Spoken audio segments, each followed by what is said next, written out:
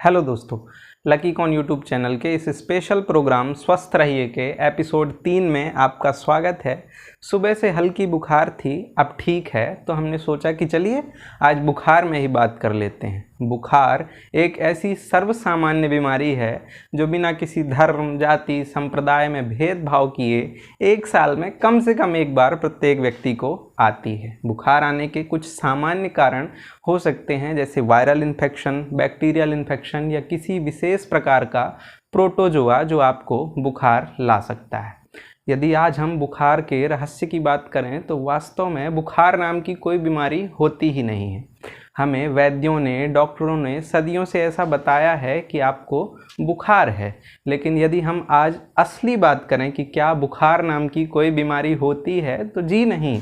Virus, bacteria और protozoa आपके शरीर के भीतर उपस्थित रोग प्रतिरोधक क्षमता से हमेशा लड़ते रहते हैं। कई बार अलग अलग टाइप के वायरस, बैक्टीरिया आते हैं, रोज आपकी रोग प्रतिरोधक क्षमता से लड़ते हैं। कई बार वायरस जीत जाता है, कई बार आपकी इम्यूनिटी जीत जाती है। जब आपकी इम्यूनिटी जीतती है तब आपको पता ही नहीं चलता कि आपको कोई बीमारी हुई और ठीक भी हो गई, लेकिन कई बार ऐसा नहीं होता। कई बार वो वायरस, वो बैक्टीरिया या वो प्रोटोजोआ जीत जाता है, तब आपको पता चलता है कि हम इस बीमारी से बीमार हैं।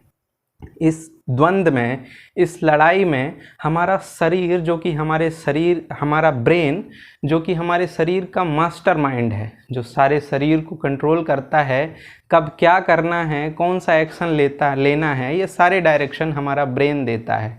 हमारे ब्रेन को ये भी पता है कि ये जो सारे बीमारी फैलाने वाले जीवाणु और विषाणु हैं, ये थोड़ा टेम्परेचर बढ़ाने पे अपने आप नष्ट हो जाएंगे, बहुत देर तक ज़्यादा तापमान में सरवाइव नहीं कर पाएंगे।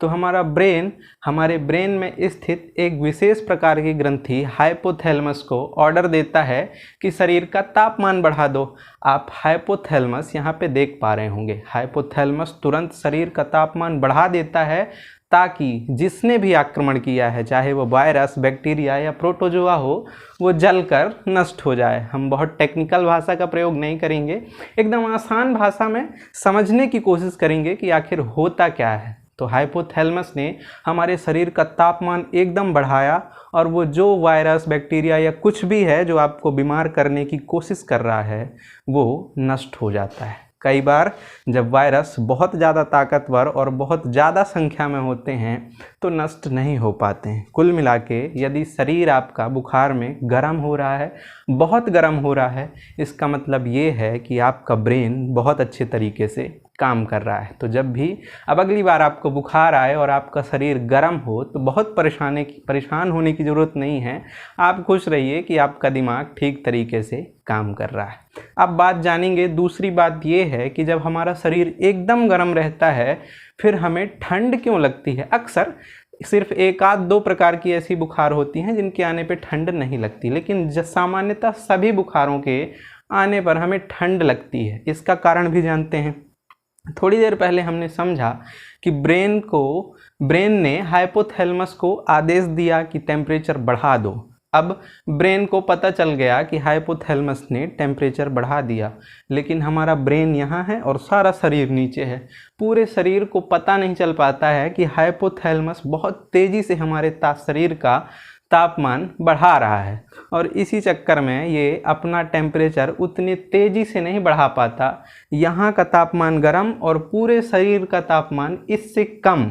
तो आप जानते ही हैं, आप 6वीं से लेके 12वीं तक वो वाला उदाहरण पढ़े हैं कि ठंड के समय नलकूप का पानी गर्म क्यों लगता है, गर्मी के समय मटके का पानी ठंडा क्यों लगता है।